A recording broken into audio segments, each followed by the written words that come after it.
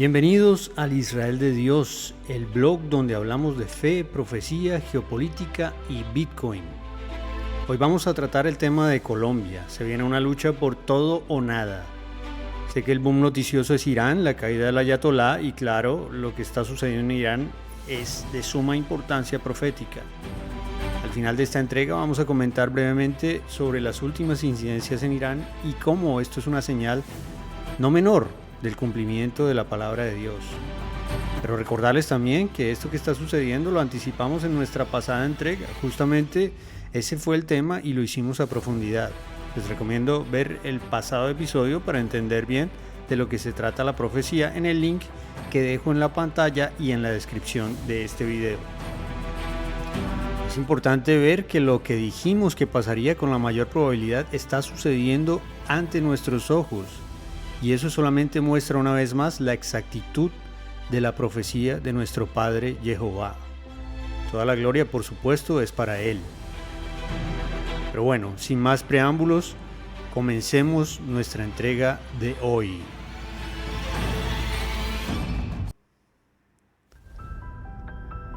Colombia, todo o nada. La lucha por el poder político en Colombia se acerca a la recta final. Y miren, esto normalmente me importaría menos que el orden de las páginas de un diccionario. ¿Y saben por qué? Porque tengo claro que lo que hoy llamamos democracia es un sistema fallido. El equilibrio de poderes llega hasta donde un poder más alto que ellos desequilibra toda la balanza. Y eso es lo que está sucediendo hoy día. Y por eso la democracia se ha convertido en el disfraz de los sistemas totalitarios, amenazando miles de años de conquistas en la libertad humana.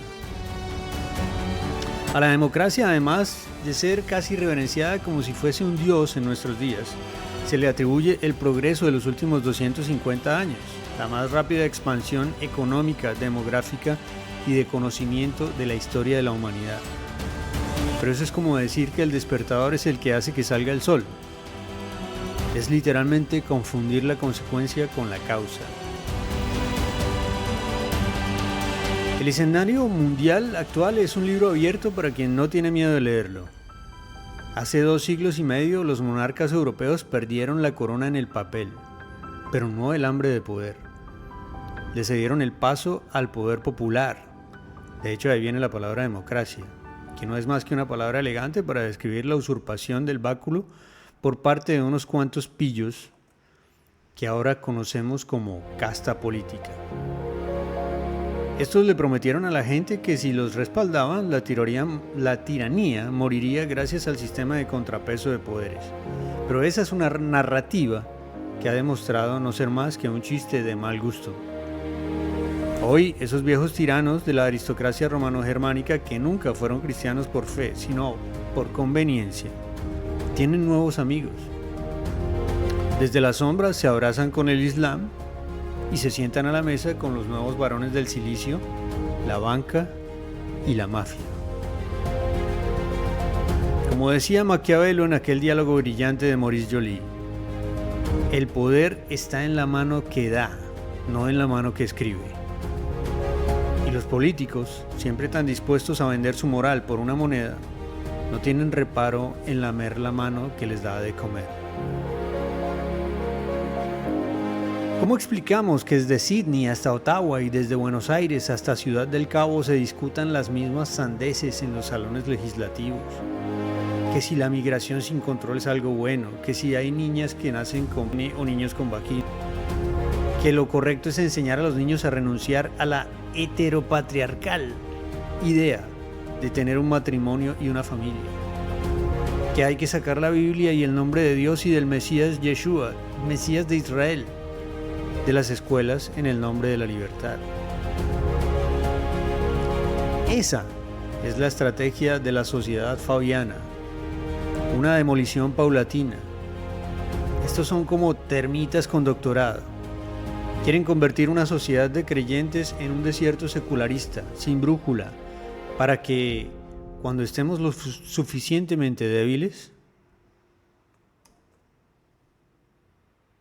nos pongan los grilletes de un sistema que nos devolvería de un salto al siglo VII.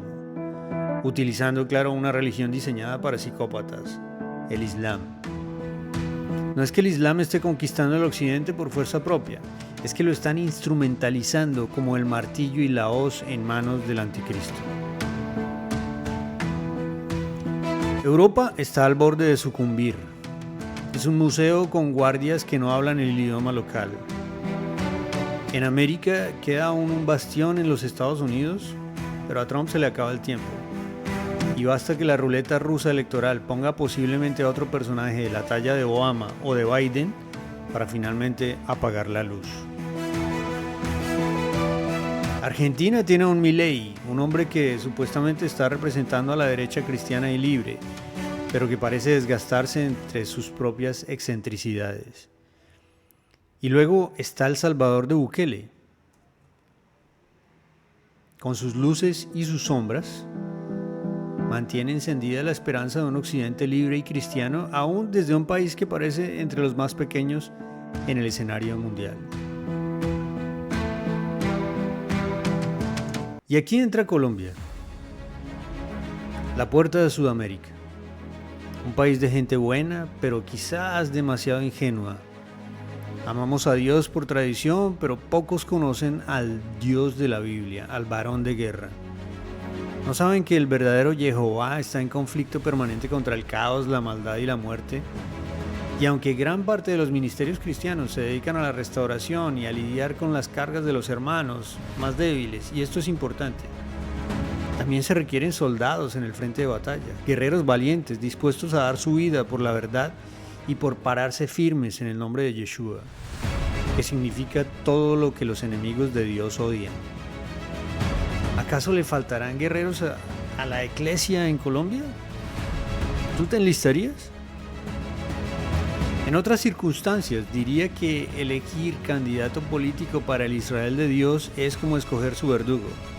Torquemada o Robespierre, si se entiende la analogía. La estaca o la guillotina. Pero hoy tengo una certeza. Colombia tiene algo que los demás países no tienen. Un verdadero outsider.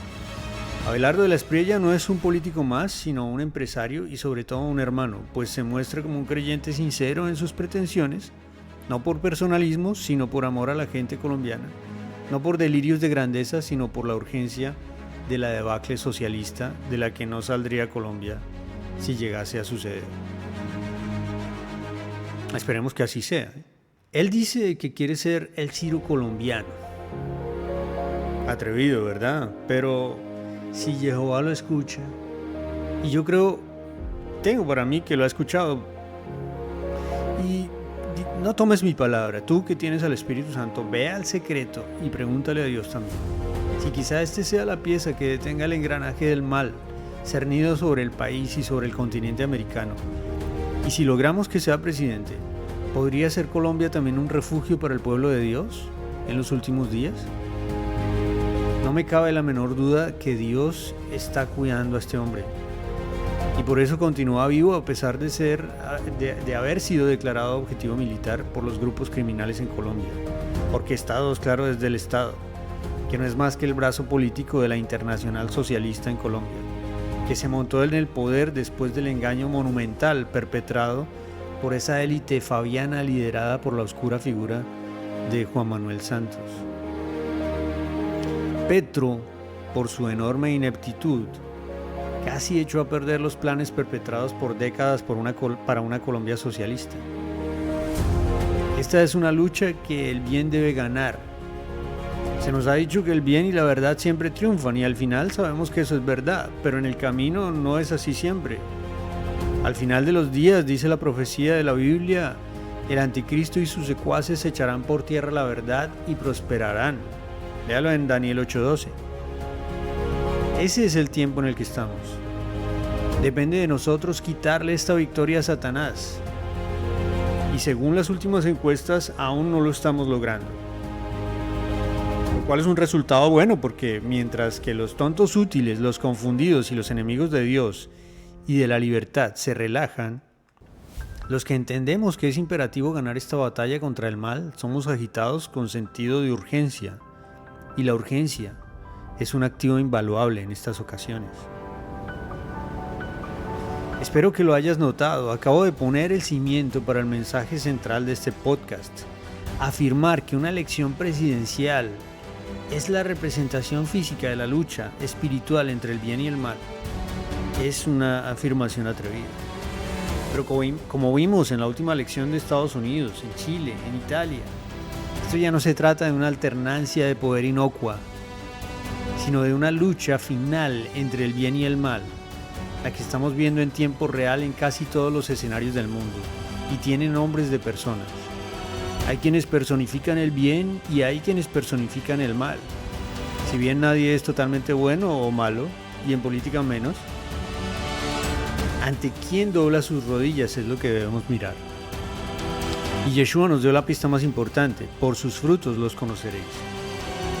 Esto no se trata de partidos políticos, pero sí que es una guerra ideológica, y más que ideológica, esta es una guerra espiritual.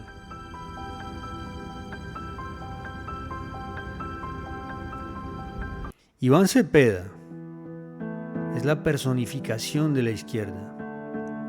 ¿Y qué es la izquierda? Ciertamente las tendencias políticas cambian a lo largo de los siglos. La izquierda comenzó hace 250 años siendo republicana, libertaria y promercado.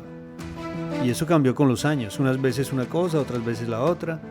Ahora la izquierda es socialista, antimercado y proclive al autoritarismo. Pero hay una cosa que no ha cambiado desde la dicotomía de izquierdas y derechas, desde que esta dicotomía de entre izquierdas y derechas nació en política. La izquierda siempre ha sido anticristiana, desde Robespierre hasta Lenin y Mao, desde los Castro hasta Petro y Chávez. ¿Y qué si se hacen orar por un grupo de pastores vendidos? ¿No están al otro día haciéndose riegos de chamanes y de brujos babalaos cubanos? Nunca hay que tomar por sincero un acto político. Hay que leer lo que significa el mensaje, pero la puesta en escena siempre es irreal. Teniendo esto en cuenta, pasemos al escenario geopolítico y profético de Colombia actualmente. Y para demostrarle cómo se ha venido tejiendo la red en la que estamos actualmente atrapados, hagamos el ejercicio de unir los puntos. Fíjese en los detalles, que es donde se esconde el diablo.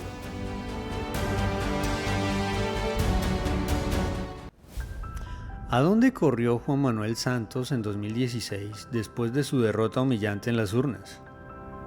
¿No fue al Palacio de Buckingham? ¿Y no fue la entonces reina Isabel la que le lavó la cara frente al mundo cuando Colombia le dijo: no creo que lo que tú llamas paz sea en verdad paz? Porque Santos es un socialista fabiano, y la familia real, por supuesto, ha servido históricamente como los cañones de la retaguardia para los avances socialistas en Gran Bretaña.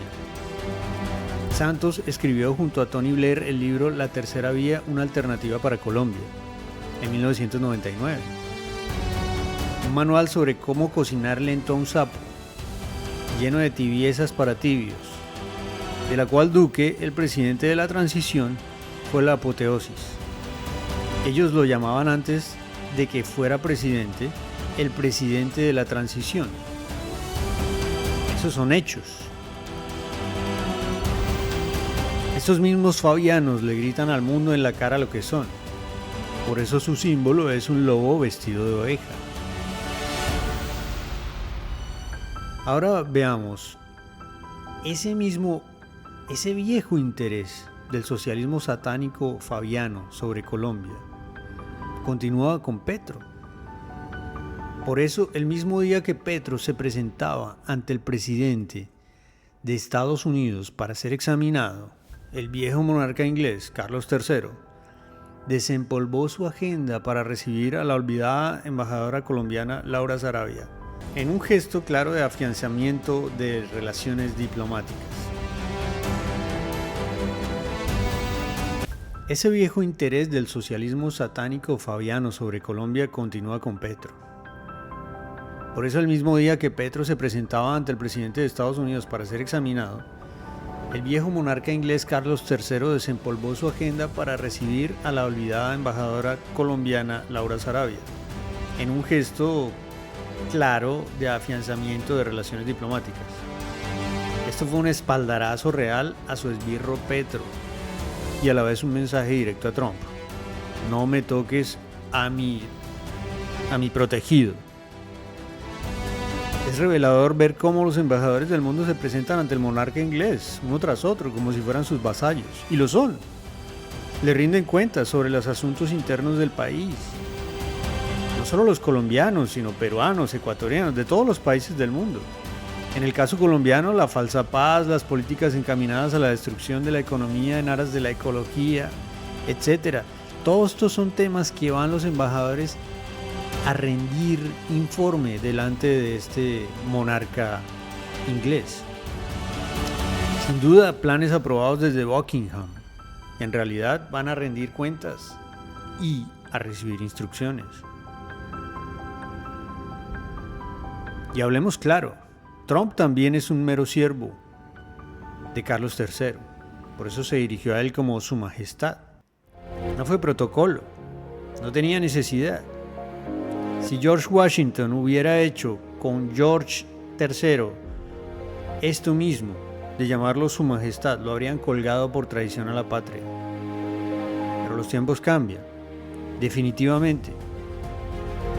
Pero los principios no deberían cambiar sin importar las circunstancias. Sin embargo, en el teatro hipócrita de la geopolítica, los actos cambian de acuerdo al escenario. Y es por eso que frente a Petro, Trump terminó eligiendo la segunda opción que anticipé en mi comentario para la emisión de Vélez por la mañana el domingo antes del esperado encuentro entre Petro y Trump. Fui claro, había dos caminos más probables. El primero, el que cualquier hombre con un gramo de decoro esperaría, era que Trump junto a Marco Rubio y Bernie Moreno iban a desnudar públicamente los vínculos de Petro con el narcotráfico. Porque seamos realistas, Washington tiene sobrada evidencia de ese hecho.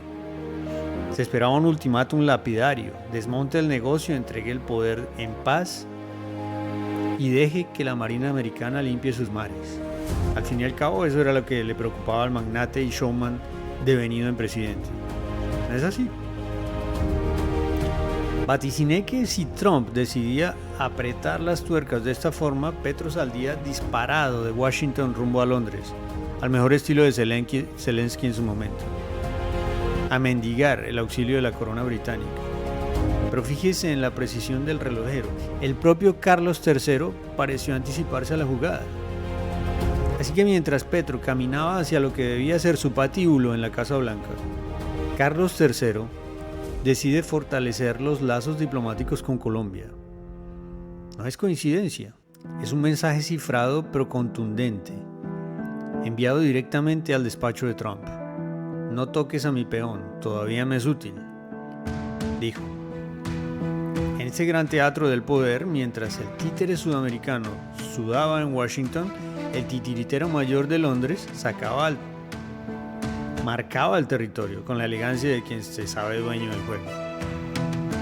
Pero luego estaba mi segunda opción probabilística, la que florece en este teatro político de moral elástica. Que Trump, un hombre del espectáculo, de la UFC, de Miss Universo, de Hollywood, como buen actor, planteara un juego totalmente amistoso, como lo hizo con Mamdani, sonriendo para las lentes de las cámaras, y le diera un gran apretón de manos a Petro, tan cálido como hipócrita. Y eso fue exactamente lo que sucedió. Trump esquivó el protocolo de jefe de Estado y evitó a la prensa para restarle importancia al hecho, pero cumplió con toda la puesta en escena. La foto de rigor, el libro dedicado, el apretón de manos, lo suficientemente fuerte como para ocultar la falsedad. Según mi pronóstico, Petro le entregaría un par de peces gordos y todos felices. En realidad, Petro solo entregó un chivo expiatorio y lo hizo anticipadamente, un tal Pipe Tuluá. ¿Por qué Trump no lo aplastó? Porque a fin de cuentas el magnate debe cumplir las órdenes de su jefe, Carlos III, quien es el verdadero titiritero en las sombras.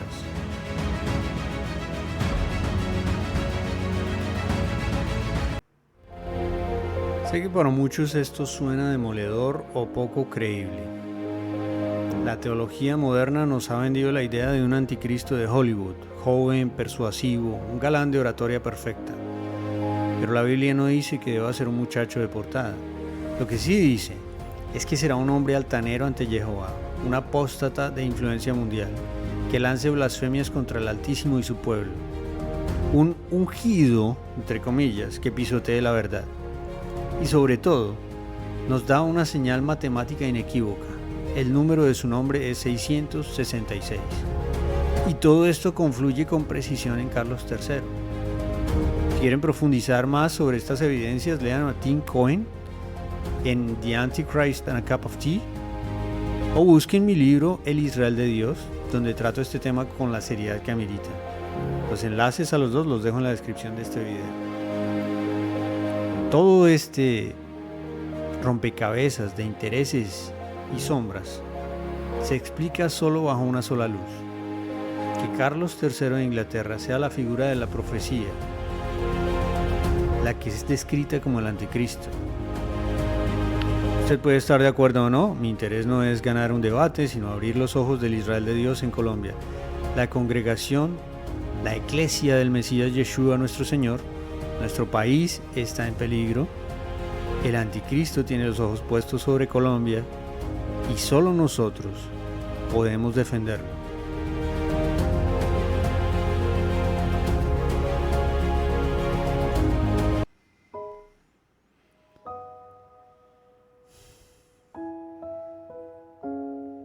Así que necesitamos entender cómo se mueve el espíritu de Jehová hoy. Colombia tiene una oportunidad única y es esta. Debemos derrotar al socialismo, al fabianismo y a ese secularismo vacío que está demoliendo nuestra moral para abrirle las puertas al Islam como sistema de dominación. Esto ocurriría si no ponemos al frente a un hombre que se oponga a la agenda del anticristo en este momento. Estamos ya en la urgencia del momento. Las elecciones son en mayo de este año. Estamos en marzo ya. Oremos para que de la Espriella cumpla su propósito, para que Colombia atraviese esta hora oscura y siga siendo un refugio para el pueblo de Dios mientras esperamos el retorno de nuestro Mesías.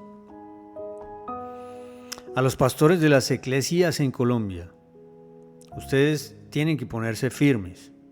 Esta es la hora de llamar a lo malo malo y a lo bueno bueno.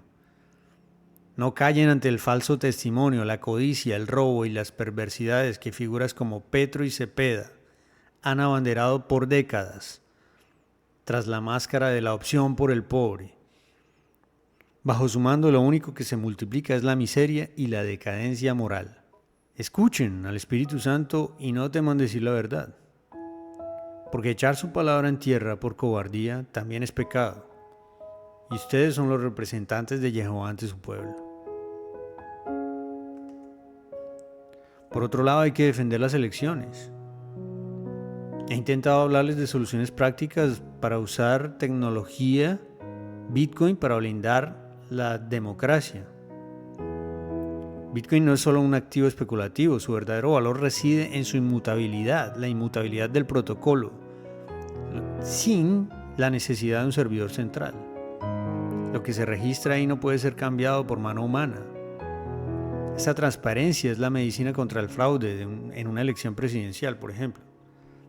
Lamentablemente la respuesta ha sido baja y el mercado dicta sus leyes y nosotros nos enfocamos en lo que da rédito. Esa es la realidad del mercado. Pero si no es por la tecnología, tiene que ser a la antigüita, pero como en Venezuela sucedió, hay que, con copias de cada planilla, con testigos en cada mesa, defender la democracia. Porque estoy seguro de que intentarán un fraude monumental para imponer a Cepeda. ¿Cómo lo sé? Porque la izquierda no conoce nuestros valores. Ellos van a combinar todas las formas de lucha: mentira, coerción e incluso el asesinato político. Cepeda no es popular y ellos lo saben. Por eso su única vía es el engaño y lo van a utilizar. Mis hermanos y mis hermanas, ahora o nunca. No basta con votar.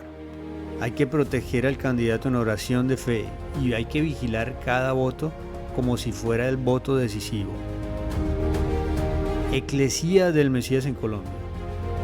Tú ya inclinaste la balanza en 2016 cuando le dijiste no a una falsa paz. El país y las circunstancias nos demandan hacerlo de nuevo hoy. Antes de despedirnos, permítanme ofrecerles un bonus que parece extraído de un guión que solo el cielo, con un sentido del humor profético, podría haber escrito. Este sábado que pasó en plena fiesta de Purim, el día que se conmemora la eliminación del malvado Amán, que quería eliminar al pueblo judío de la Persia del rey Asuero, 2500 años atrás, nos llegaron reportes de una operación conjunta entre Israel, Estados Unidos y Gran Bretaña, que el ayatolá Jamenei y el expresidente de Irán, Mahmoud Ahmadinejad, famoso presidente iraní que hizo su carrera bajo la promesa de barrer a Israel del mapa, fueron eliminados en una operación militar conjunta. Es una ironía digna de un autor clásico. El hombre que quería borrar una nación del mapa parece haber sido borrado él mismo en el día más recordado de salvación nacional en Israel. Dicen que la historia no se repite, pero rima. Y es fascinante recordar cómo la horca que construyó Amán para los judíos terminó estrenándola él mismo. Y Jamenei, el arquitecto de la masacre del 7 de octubre del 2023, y el motor de esa intifada global que ha cobrado tantas vidas judías, parece haber encontrado su propia horca geopolítica. Estamos viendo el cumplimiento de Daniel 8 frente a nuestras narices. Irán, ese carnero que hería con sus cuernos al poniente, al norte y al sur, creyéndose intocable mientras cerraba el estrecho de Hormuz y bombardeaba a sus vecinos suníes, finalmente ha encontrado quien le pare los pies. Como dice la profecía, el carnero hería con los cuernos al poniente, al norte y al sur, y ninguna bestia podría pararse delante de él. Pero vino un macho cabrío del occidente, sin tocar tierra, del poniente. Si esto se confirma, el régimen chiita está en sus estertores finales. La caída de estos hombres no es solo un cambio de gobierno, es el colapso de una estructura que desafió al Dios de Israel y perdió la apuesta. Manténganse vigilantes en este tablero. Las noticias corren rápido, pero las profecías aún más rápido. Les informaremos en cuanto el polvo se asiente y la verdad brille sin el estorbo de la propaganda. Gracias por escuchar hasta aquí. Nos vemos en una próxima entrega de este podcast, El Israel de Dios, Fe, Geopolítica y Bitcoin.